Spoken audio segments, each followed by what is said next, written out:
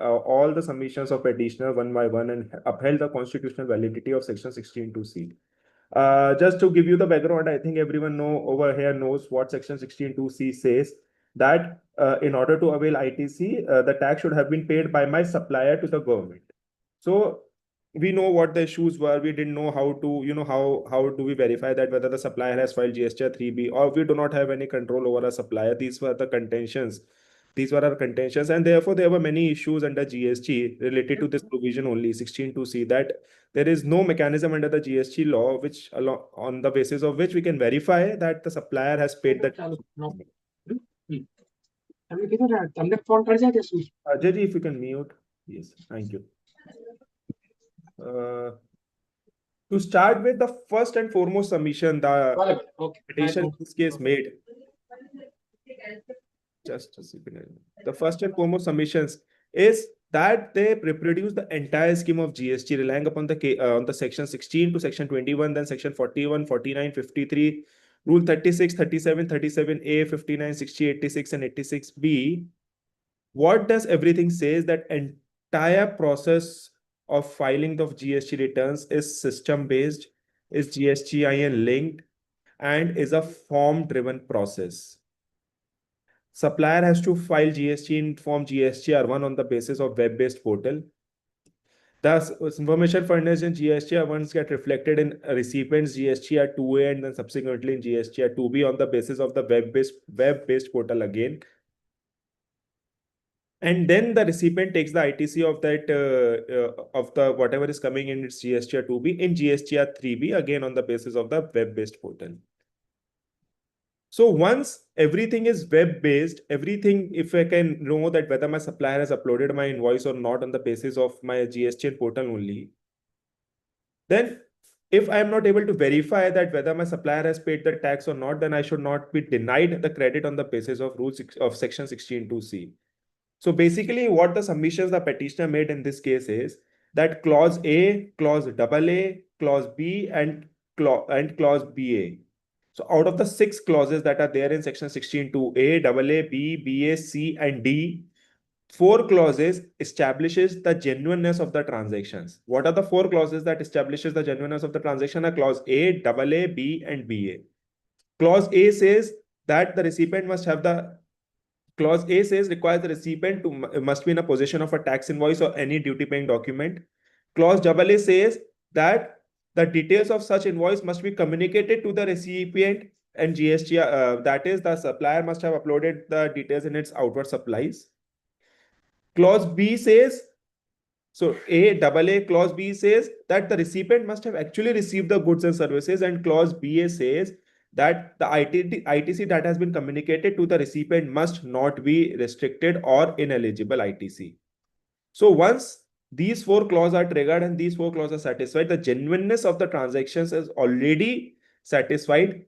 Clause C is merely a mechanism to establish that whether the supplier has paid tax or not, and the recipient does not have any control over the supplier. The maximum of lex not cognate as impossible, that is, we cannot be expected to perform the impossible, was argued upon. And then it was argued that how this clause is violating, treating two different individuals, 2 equal individuals unequally. That is, a bona fide purchaser who has bona fidely purchased on the basis of all the documents, on the basis of all of its due diligence with the supplier, and one who has colluded with the supplier and has made the purchase. So the law is treating both these purchasers equally, even though the bona fide purchaser has no fault of its own. Now, forming a judgment upon these arguments, what was the point that was made by what was the observations that was made by the Gujarat High Court? What the conclusions or the analysis on the basis of which they reached is, they in para 42 of the judgment, they first relied upon the statements and objectives on the basis of which this law was made. So clause 5B of the statement of objects and reasons provides that the Central Goods and Service Tax Bill 2017 inter alia provides that to broad base the input tax credit by making it available in respect of taxes paid. So the Gujarat High Court, focused on the words taxes paid, that the SOR empathetically mentions input tax credit should be made available in respect of the taxes paid. Thus, if only when the taxes is paid, then only the credit can be allowed to the recipient.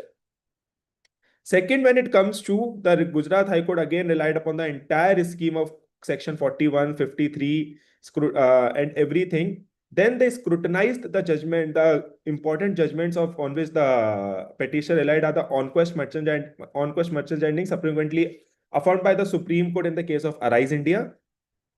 And again, that Delhi High Court judgment in the case of Shanti Kiran, which was again affirmed by the Supreme Court. Both these judgments were relation into the DVAT Act, challenging the constitutional validity of clause, I think section 91C and 91G of the DVAT Act. Both these said that the ITC could be allowed to the purchasing dealer only when the credit has been paid to the government, or if the registration of the supplier is cancelled, then again the ITC will not be allowed. In both these cases, the Supreme Court read down the provisions of the DVAT Act on the basis that there is no provision under the DVAT Act which establishes, or on the basis of which a purchasing dealer can know that whether the supplier has paid the tax to the government or the selling dealer has paid the tax to the government or not.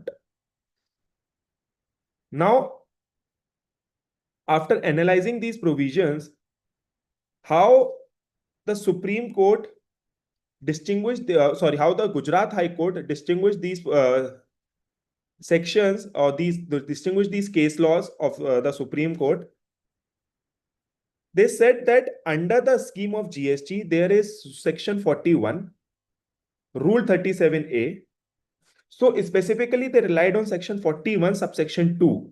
What subsection 2 says is that as and when the supplier will pay tax to the government, the recipient will get the credit of it. And Rule 37A supports the same, saying that reavailment is allowed in the period of 180 days, of period of 16(4) of time limitation will not be applicable on the reavailment. And Rule 37A says that as and when the supplier pays the credit to the as a tax to the government, recipient can again claim the credit. But first, if the supplier has not filed his GSTR 3B, has not paid the tax to the government, first the recipient has to reverse the credit. They further said that the recipient has the time till 30th September of the next year, and they have to make reversals till 30th November of the next year. Therefore, the law in this case has given an ample amount of time to the recipient to establish that whether the tax has been paid by the supplier or not, and to contact the supplier to take necessary actions against the supplier and force him to pay the tax. There is one particular para in which the Gujarat High Court said that the purchaser, while purchasing the goods from the seller or the supplier, may specifically enter into a contract and specifically enter a clause in that contract that if there is any lacuna in filing tax returns, or if there is any deficiency in paying tax, then the purchaser can recover such tax amount from the supplier if in case the ITC is denied because of the wrongdoing of the supplier. So what the Gujarat High Court in this entire scheme has held, in this entire case law has held, that there are sufficient measures available with the recipient, specifically when there is an option given to the recipient for the reavailment of ITC, that is to first reverse the ITC and reavail the ITC as and when the supplier pays the tax. Secondly, what they relied upon is GST is a destination-based tax. So DVAT, on the basis on quest merchandising or this Arise India Shanti Kiran was there, DVAT was a origin based tax. So in the GST, in GST era, as soon as I utilize my ITC, the originating state has to pay the tax to the destination state. And if the originating state has not received the tax, then how can it pay the tax to the recipient state, that is the destination state? Therefore, this distinction is also to be made, and on-quest merchandising or other the judgments of the Supreme Court in the case of DVAT are not applicable. Then Again, they relied on the scheme of the ITC, that how the ITC is being credited under GST credit ledger and how it is being utilized. That, and they also relied on the earlier provisions of Section 51, that sorry, Section 41, when there was a concept of provisional ITC that has now been done away with, and specifically under Section 41(2) that I just discussed before, that the purchasing dealer must, reverse the ITC. Then, you know, they discussed the provisions of they discussed that when to read down the provision and when not to read down the provisions. Specifically, I will read for you one interesting para from this judgment. Is just a second, I'm just one interesting para from this judgment is, as and when it is necessary to read down the provision, a provision is read down only when, and in interpreting a statute or interpreting a law, it is against an absurd reasoning is coming out, it is against the constitutional or any legal, or such affirmative will be, uncertainty will be there, and that under the trade and industry, that it will be an absurd situation for everyone. However, taxing statutes must be read in its plain and simple term, and all the provisions should be read together. Under this section has a very clear language that the supplier has to pay to the tax to the government, and then only the purchasing dealer can claim the tax. Therefore, this provision was upheld.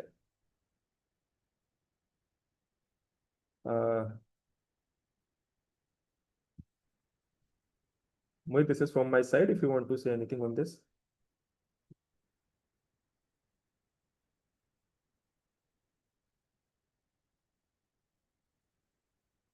Mohit, are you listening?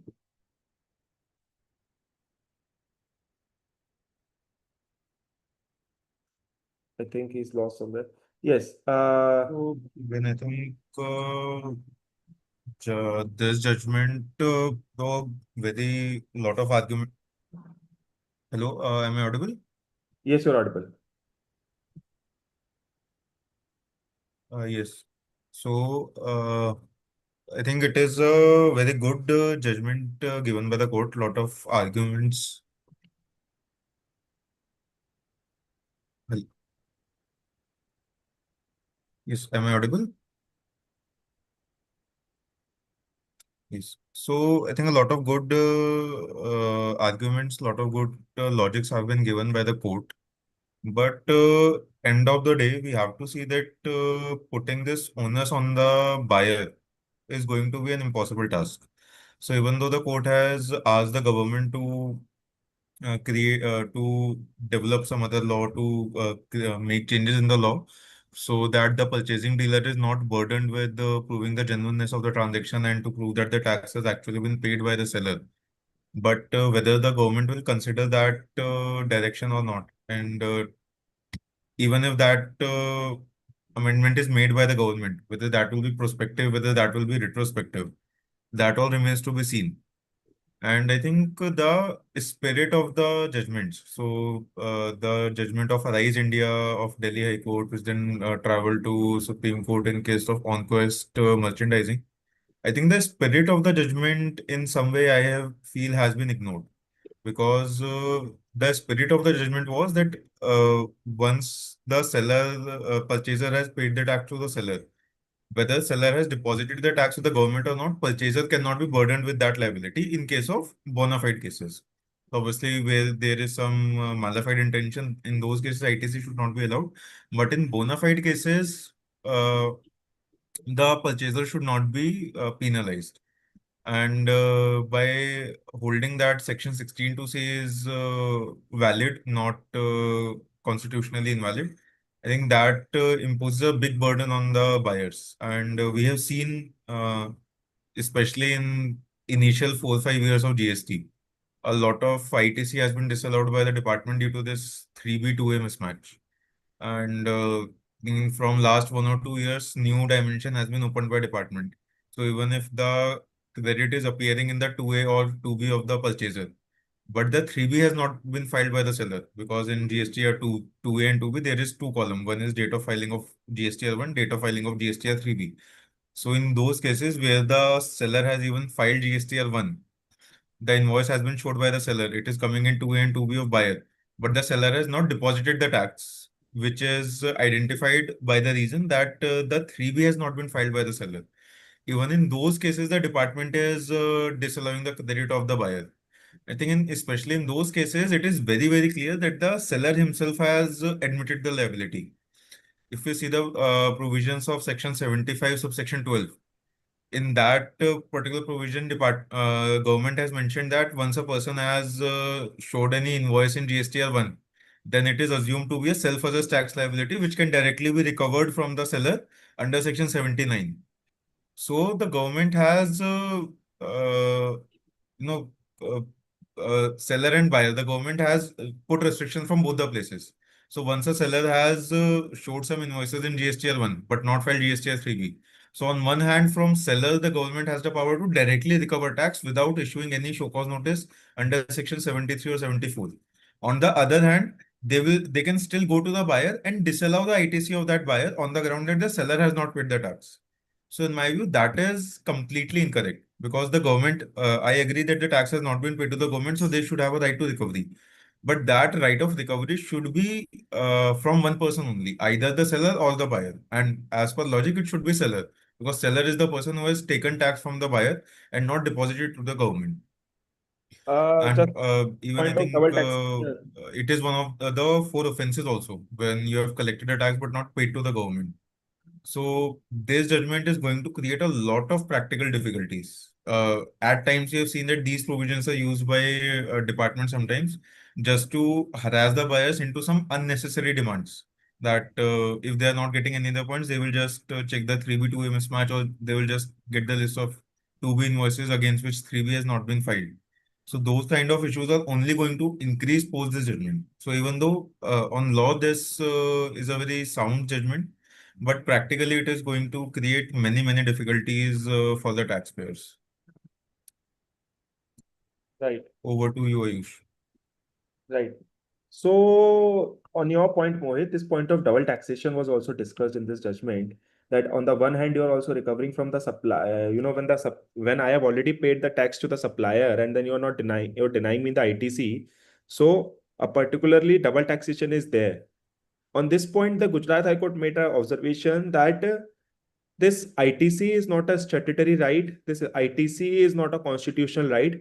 It is, sorry, this ITC is not a constitutional right or a valid or a vested right. It is just entitlement or a statutory concession given by the law subject to fulfillment of certain conditions and restrictions as there may be. So if there is a condition that a tax should have been paid to the government under section 16(2)(c), then that condition has to be satisfied. Then only you can get this ITC as a concession. So ITC is only a concession which is subject to certain terms and conditions. Denying of ITC is not double taxation. That thereby meaning thereby that the government is recovering the same amount from the supplier and as well denying the ITC to the recipient. Now I totally agree that this judgment may create, open a Pandora box or open havoc or many cases under which, a department can easily come and harass on the basis of this judgment. The point for consideration over here is that 16(2)(c) talks about payment of tax by the supplier and not filing of GST or 3B by the supplier. So one more point that comes out for consideration is suppose my supplier has filed 3B, but he has filed GST or 3B of nil amount. Then how do I verify that the tax has been paid to the government or not? Because now, see, in GST 2A, we have the date of filing of GST 3B. So there they can come and say that you already knew your supplier has not filed 3B and then also you took the credit and all other that things they can say. But if my supplier has filed GST 3B of nil amount or maybe of a lesser amount, then how do I come to know that my tax has not been paid to the government and then that has to be reversed?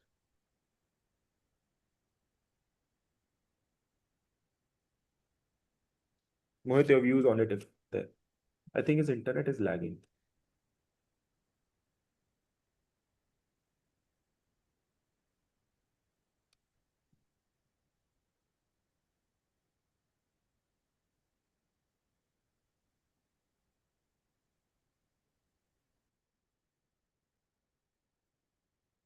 Hello. Yes, Yes, so yes, I think that is a very valid concern. So even let me take another example where the 3B has been filed by a supplier, but in GSTR 1 the tax liability was 100 rupees. In 3B he has paid 50 rupees. correct. So in that case, what is the GST department going to say? That the your tax on your particular invoice, if let's say the department has gone to a particular the buyer, so what is department going to say that the seller has not paid tax on your particular invoice? So there is no mechanism to identify that whether the tax has been paid on this particular invoice or whether that should be done on a pro rata basis. So again, it goes to the principle that it becomes very difficult and arbitrary exercise to identify whether the tax has been paid or not. So whether from buyer's end, the buyer can at maximum check whether the 3B has been filed or not. But once the 3B has been filed, what the seller has put in that 3B, whether it is filed nil 3B, whether he has paid some partial tax amount, whether he has paid more tax amount, whether he has done some adjustment of the past 3B. So let's say in 1 month he declared 150. In next month he declared 100 and 150. So on aggregate basis, this is total will match. So all the tax liability has been matched. But when the department is going to come, they may pick only one first month wherein against GSTR 1 of 100, 50 has been paid. Because all those are very niche issue, very complicated issues which need adjudication and assessment of the seller. And from buyer point of view, if as a buyer I have 100 different supplier, it is not possible for me as a buyer to go into assessment of each and every seller at my end. I am not it is not possible for me to go to each and every seller and reconcile their GSTR 1 and 3B. And if there is any short payment, to prompt them to file the return, keep my ITC pending till the time it is not filed. And after they have collected the return, after that only avail the ITC. So that kind of exercise is not possible at the buyer's end. I think that doctrine of lex non cogit ad impossibilia, that doctrine is squarely attracted in this case. So even though the court have considered that argument and they have still ruled in favor of the government, but I think that particular the issue needs reconsideration from the court.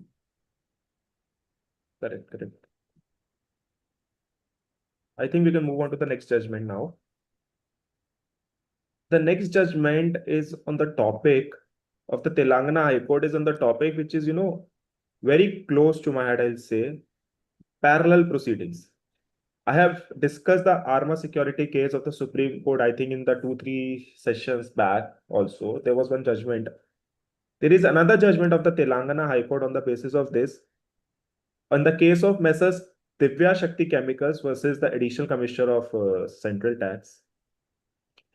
Again, interestingly, there was one show cause notice alleging mismatch of ITC between GSTR 2A and 3B. A certain demand show cause notice was issued of certain demand. The show cause notice and the show cause notice was issued on, I think, in November somewhere, and the demand was confirmed by order dated to 20 March 2025.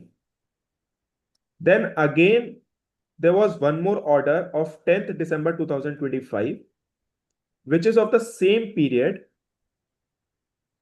and same allegations. So two notices. In against one there is an order, and that order, the first order, the petitioner subsequently filed the appeal. Then came again a show cause notice and a order. On this second order, the petitioner is in the High Court, Telangana High Court, filing a writ petition. The petitioner has filed the writ petition on the basis of the Arma security specifically, because in the case of Arma security, there is a concluding para, that is para, I think 96 or 97 of the judgment. Para 96 of the judgment, there is one particular sub para, that is sub para, I think 7 or 8, if I specifically remember. I'll just open and there is one specific so para 97 sub para 8, it says, that if there are any parallel proceedings under the act, then the taxpayer is eligible, or they can file the appeal under petition, writ petition under Article 226 of the Constitution of India. In this case, but there are certain parameters that has to be kept in mind before filing a writ petition. There are certain procedures that has to be followed in terms of the guidelines laid down by the Supreme Court in the case of Arma Securities India Limited. That has to be followed. Then only you can approach the High Court in this directly the High Court in this case. So what are the guidelines that are being laid down by the Supreme Court? The Supreme Court is that if a summon or the show cause notice is issued, at the first instance, the taxpayer is obligated to respond to that summon or to reply to that notice. At the first instance, they are obligated to go to appear before authority in case of a summon. And then subsequently, after this attending the summon or this inquiry, they get to know that the same proceedings has already been initiated by any other authority, or intelligence-based action has already been taken by any other authority. So the investigation has been initiated. Then they have to write in writing to the second authority who has initiated the investigation, saying that this proceedings are already underway with this authority. Then both these authorities will communicate internally and will come to a conclusion that whether this is the criteria fulfilling parallel proceedings or not. And then they both will decide that who will take care of the case further, whether authority A, who initiated first proceedings, or maybe I can say investigation, or authority B, who later on initiated the investigation, who will take on this case. And if there is no conclusion in between the two, then authority A, who has first initiated the investigation, will take on the proceedings further. There is also a guideline under this Supreme Court judgment only, that in case the authorities reach to a conclusion, both the authorities, after discussing between themselves, reach to a conclusion that there is no parallel proceedings, or there is some differences in their allegations, some differences in their demand, then they will give in writing to the taxpayer that this is not the case of the parallel proceedings, or does not fit under the case of parallel proceedings, and both the authorities then can continue their investigation separately. Now, what happened in this case is, after receiving an order of the same period, the petitioner directly approached the High Court under Article 226 of the Constitution of India on the basis of this Arma Securities, saying that the Supreme Court has laid the guideline, and therefore this order has to be struck down. So what was the interesting observation of the Telangana High Court in this case is that the taxpayer or the petitioner first did not inform about the parallel proceedings at the lower level to the authority who initiated the parallel proceedings. So when the Supreme Court clearly lays down the guidelines that the authorities has to first internally decide and then subsequently write in writing, subsequently inform in writing that how this does not form part of the parallel proceedings, the petition in this case did not give a chance to the authorities to discuss among themselves that whether it is a case of parallel proceedings or not. The approaching to High Court directly is not the solution in this case. Secondly, when they came to the topic of the same, there were two multifold tests that was laid down by the Supreme Court. I think in para 96(9), that it should be the same subject matter. Sub 96(9) or 96(10), it should be the same subject matter, and the demand or the relief sought should be identical. So in this case, the subject matter was the same, but the demand in both the orders was not same. There was a difference of demand in both the orders, and therefore the writ petition was rejected, giving a time to the petitioner to file an appeal against the order, as well as inform in writing to the appellate authority that these proceedings are already being taken care by some other authority. Therefore, they can decide internally and then come up with a conclusion that whether it is a parallel proceedings or not. So why I Now, the reason that why I took up this case is not that because of this Telangana High Court judgment, but again, to discuss this Arma Securities case and to guide my fellow professionals, my fellow brothers, that in case of parallel proceedings, you should first know that the first step should be to attend the summon. Even in case you say that audit has been conducted, show cause notice has been issued, and then again a summon is received from the DGG or the anti-evasion, even if the audit has been conducted and everything has been done, you cannot avoid a summon as per the guidelines laid down by the Supreme Court. You have to attend a summon.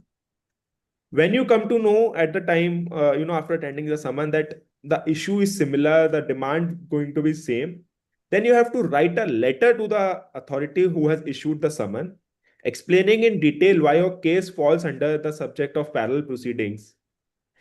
And when the authorities internally discuss among themselves, they have to give you in writing that why your proceedings does not fall under this 62B or the parallel proceedings guidelines that are being laid down by the Supreme Court.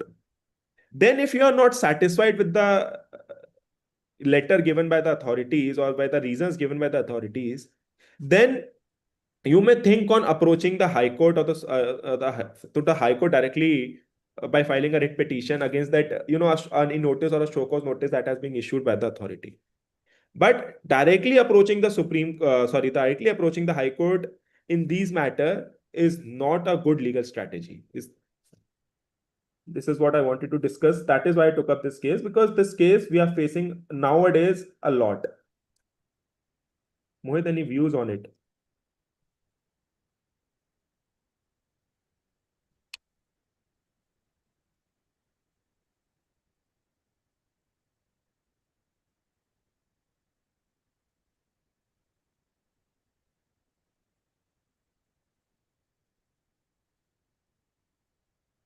Then I think parallel proceedings is one of the biggest issues in GST.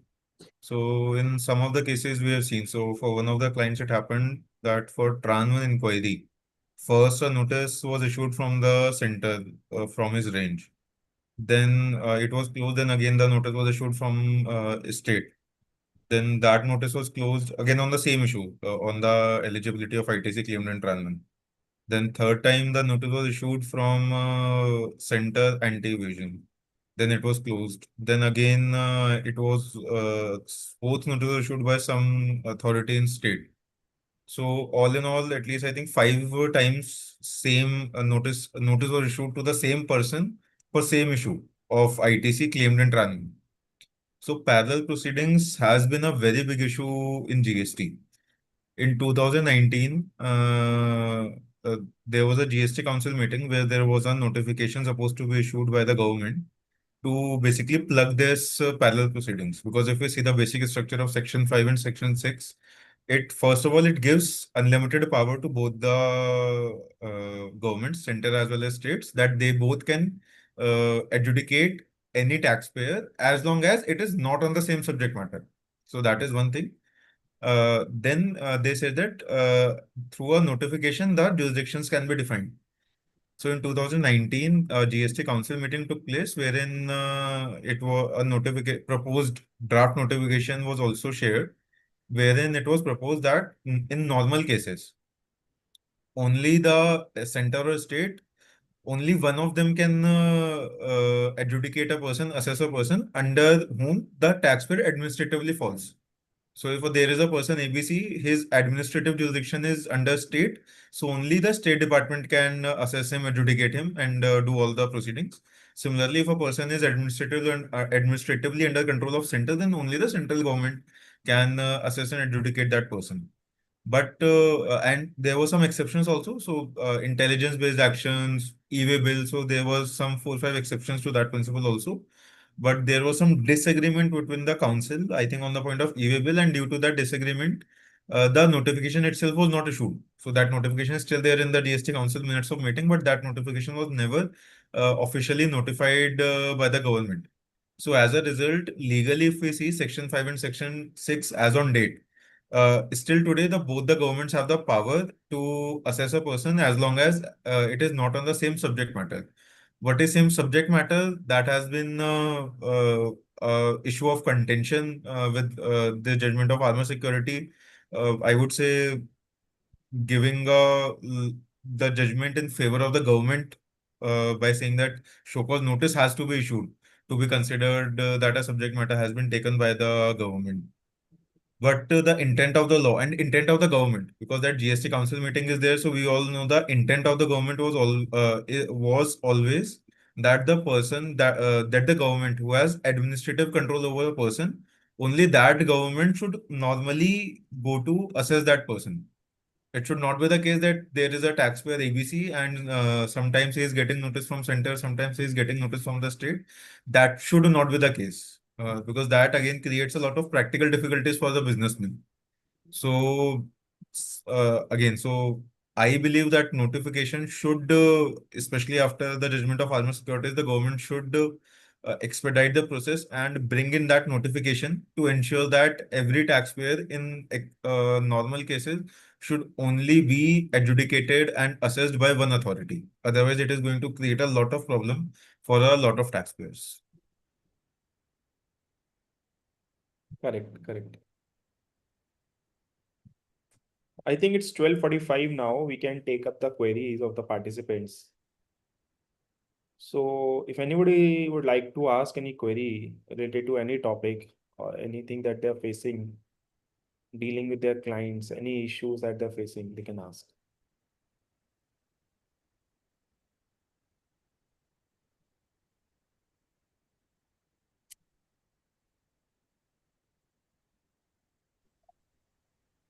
जी जी झा जी, आवाज आ रही है sir? हाँ जी sir, आ रही है, बताएं। Okay okay sir, ये supreme court का भी केस आया और ये अभी जो आज आपने बताया कोर्ट, वो भी आया है। कई सप्लायर ने हमारे भी जीएसटी नहीं भरे हैं। हमने तो पहले जब ये नहीं था रूल, जो जनवरी 2022 में आया कि 2B में दिखना चाहिए तभी मिलेगा, उससे पहले का हमने जीएसटी Yes, लिया sir. हुआ है। Yes, yes. सप्लायर ने अभी भी नहीं दिया है, लेकिन वो 2B में 2A में दिखाई नहीं दे रहा है। 2A में तो दिखाई दे रहा है, वहां अनपेड दिखाई दे रहा है, तो उसकी वजह से डिपार्टमेंट डिसअलाउ कर रहा है। तो इस केस में फिर बायर को क्या करना चाहिए, क्योंकि उसकी तो जेन्युइनिटी है, वहां भी दे दिया है, डिपार्टमेंट भी मांग रहा है, विथ इंटरेस्ट मांग रहा है। तो what should be approach for this, मतलब बायर के लिए क्या अप्रोच रहना चाहिए झा जी सर? सर इस केस में ना सबसे पहले तो ये देखना पड़ेगा बायर कहाँ का है। अगर सबसे पहले तो बायर गुजरात का है तो जी उसको सर। टैक्स रिवर्स कर देना चाहिए सर, क्योंकि ओ। गुजरात कोर्ट की जजमेंट है और सेक्शन 16(2)(c है। जी सर। तो क्योंकि 16(2)(c की वैलिडिटी अपेल्ड हो गई है तो टैक्स रिवर्स कर देना चाहिए, बट अंडर प्रोटेस्ट करना चाहिए, ये मानते हुए कि अभी सुप्रीम कोर्ट का जजमेंट आना इस पे बाकी है और सुप्रीम कोर्ट अभी इस पे कुछ भी जजमेंट दे सकता है।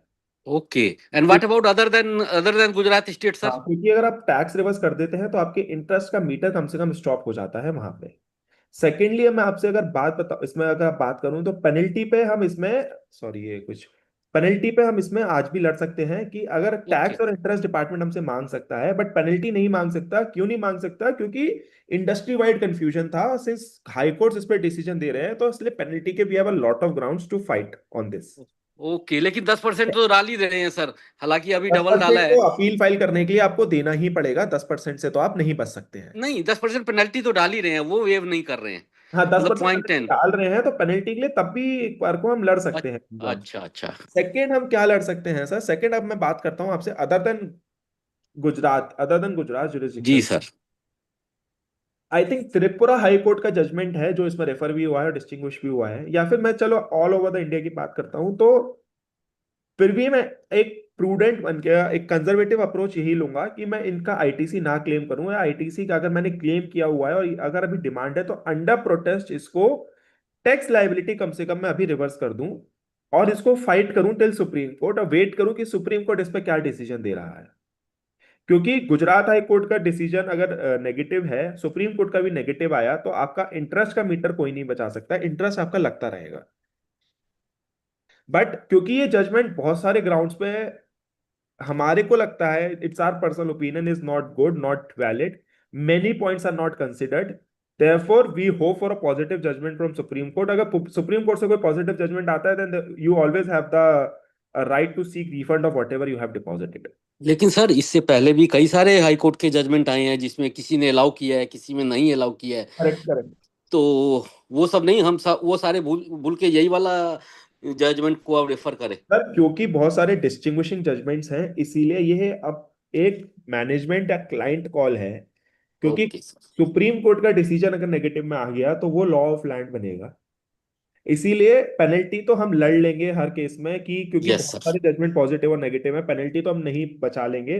इंटरेस्ट कोई नहीं बचा सकता, क्योंकि इंटरेस्ट बहुत सारे जजमेंट अगेंस्ट प्रतिभा प्रोसेसर्स, और वो मैं नाम नहीं लेना चाहता, बहुत सारे जजमेंट जो कहते हैं इंटरेस्ट कॉम्पनसेटरी इन नेचर है। तो जी अगर सर। टैक्स लगेगा तो इंटरेस्ट भी लगेगा। तो आज की डेट में अगर आपको इंटरेस्ट बचाना है, ये सोचते हुए कि सुप्रीम कोर्ट का जजमेंट बाई चांस नेगेटिव आ गया, जो कि very, I don't know, according to me very unlikely है, बिकॉज बहुत सारे अगेन पॉइंट्स कंसीडर नहीं हुए हैं गुजरात हाईकोर्ट के जजमेंट में, बट अगर नेगेटिव आ गया तो आप टैक्स रिवर्स करके रखिए, ताकि कल को पॉजिटिव आया तो हम टैक्स का रिफंड ले लें।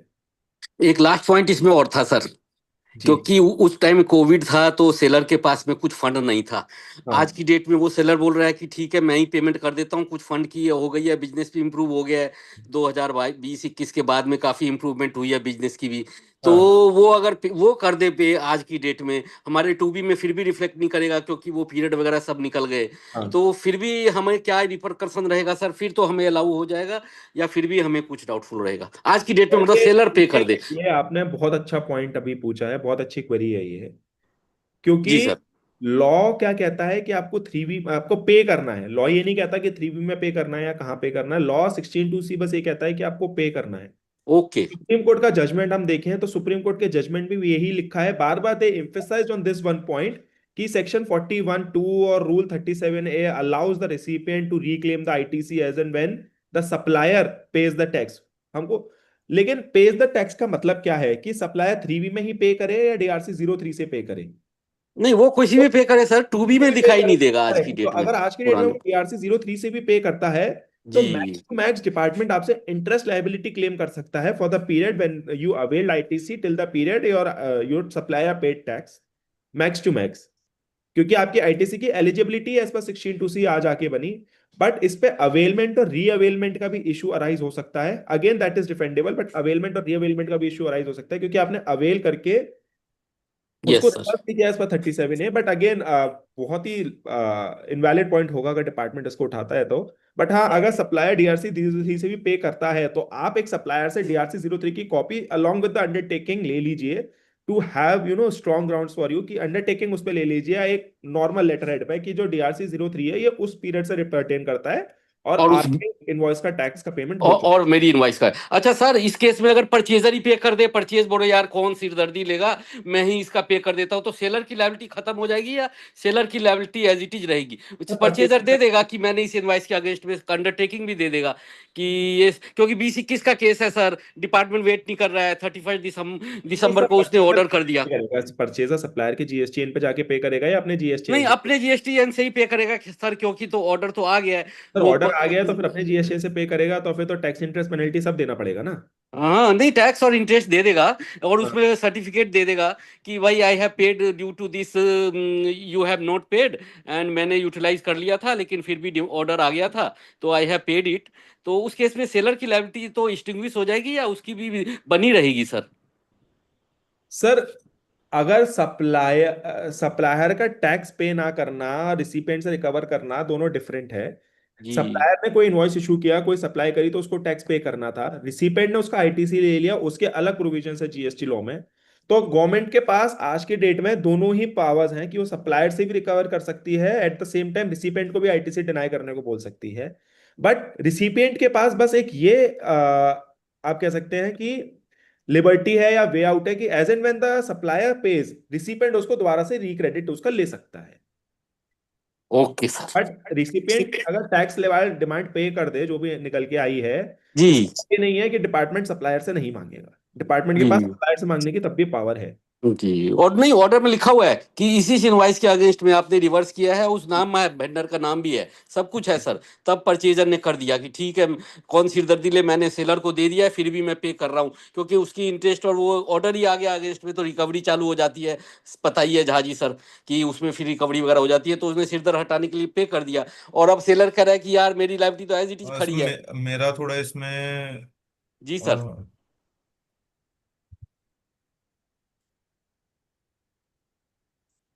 Yes sir.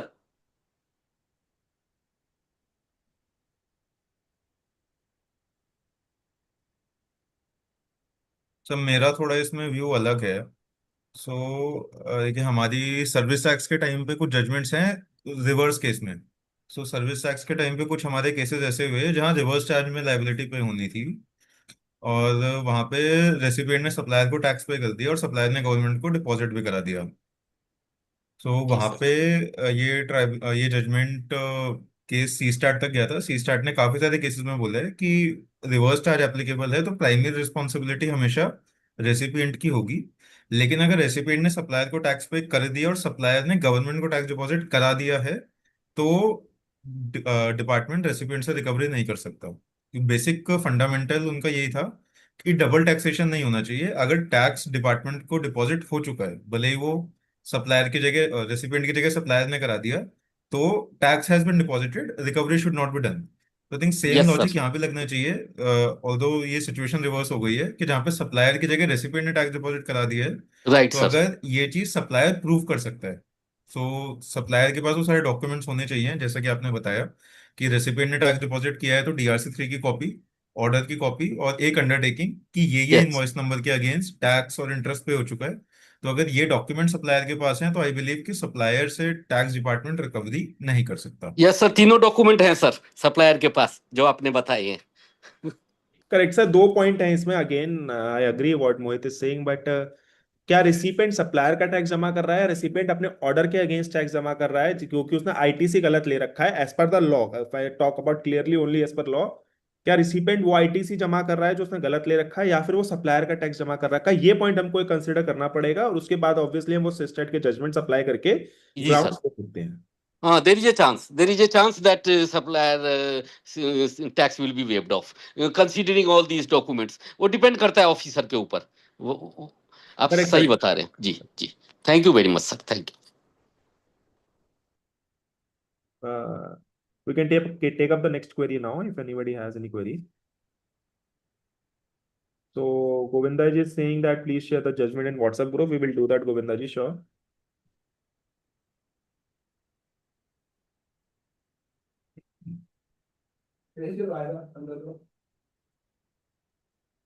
So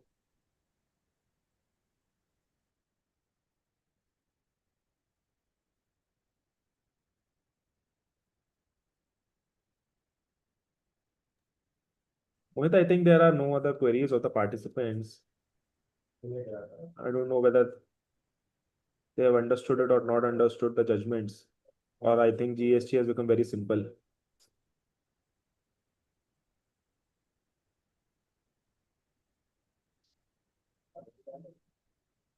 I think then we can close the session. Yes. Okay. Thank you, everyone. Thank you for attending this 12th session of weekly Inquiries will come when the notices from GST department comes. Right. Yeah. So thank you, everyone. Thank Sorry, you. the last moment I'm coming actually. Sorry. There's one query which I'm having. Actually, the registration was taken under 14. Thank you, everyone. Yeah. Hello. Sumashekar, you can continue. Yes. Yeah, there was registration taken under section 14A. However, in the month of March, they got to know the liability is exceeding 2.5 lakhs. So we had to withdraw the application and apply as per the normal provisions of the registration. So we have done that. However, due to the officer's absence, the request, that is, the approval was done in the month of April, that is in the last week of April. So after the verification of the premises, then having a discussion with the dealer and everything. So it was a service provider case. And however, while filing the GST return for April, sorry, for the month of March, still it is due. It is not taking actually. So the return says that your liability is exceeding 2.5 lakhs. You have to withdraw the application. However, the application is actually approved by the officer. It says that it is approved. The ARN also I received, and the email also I received. Sir, this type of situation is not really you are facing.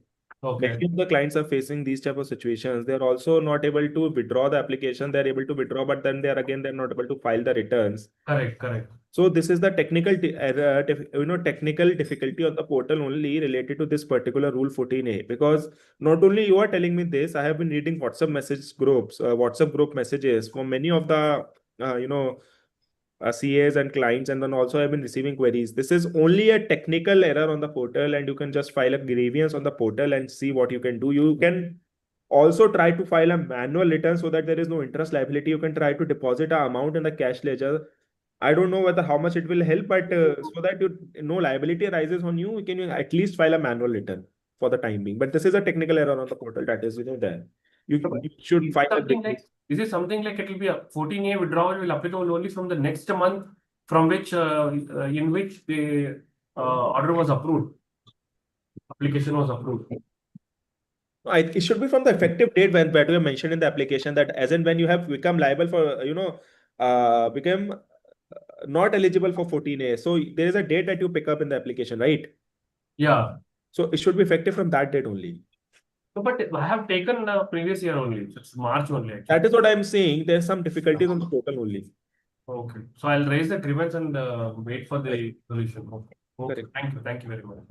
Okay. Thank you everyone. Thank you so much. Jha ji एक और request है, जो आप judgement बताते हैं ना, तो हाँ. 4-5 लाइन का अगर पीडीएफ वगैरह या कुछ राइटअप मिल जाए एवरी वीक, तो that will be helpful for future references. क्योंकि होता क्या है, 2-4 दिन में भूल जाते हैं वो जजमेंट, फिर नई जजमेंट आ जाती है तो हम लोग नए जजमेंट में लग जाते हैं. तो थोड़ा सा ब्रीफ रहेगा ना, तो we can go back and refer. Just not so many pages, क्योंकि पूरा जजमेंट डालेंगे तो बहुत बड़ा बड़ा हो जाएगा. तो जस्ट फॉर 1 पेज और for 1 cases, that will be enough for our reference. If it is possible. That is a request. Yes. Thank you very much. Thank you, sir. Okay. Thank you everyone. Thank you everyone. Bye.